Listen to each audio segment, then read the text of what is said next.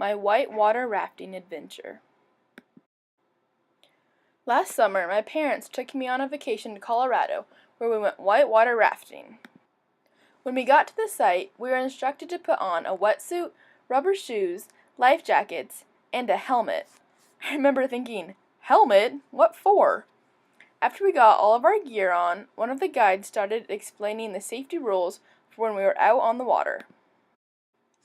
I remember hearing phrases like sharp rocks, fast rushing water, if you fall off the raft. I was terrified. Finally, after all of the terrifying new information, we headed out to the water. Our group's guide asked for 2 strong paddlers for the front. She began to emphasize the importance of these 2 paddlers and how they needed to be able to listen to instructions instantaneously. I remember thinking, not me. Milliseconds after I had this thought, my mom volunteered me to do it. I had never used a paddle before, let alone in rushing water with sharp rocks. Our guide began to give instructions and commands immediately as we piled into our raft. This was a lot to learn in a short amount of time. We began in the practice waters. There were so many different commands to remember, and I was really starting to struggle with my paddle.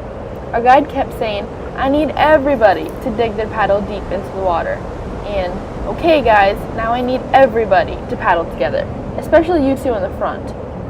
I knew she was talking about me. I knew I wasn't digging my paddle deep enough into the water, but I just couldn't seem to fix it. I began to get so angry and stressed out. I felt like everyone in our group knew it was me that was holding us back. I knew we were getting closer to the rushing waters and needed to figure this out soon.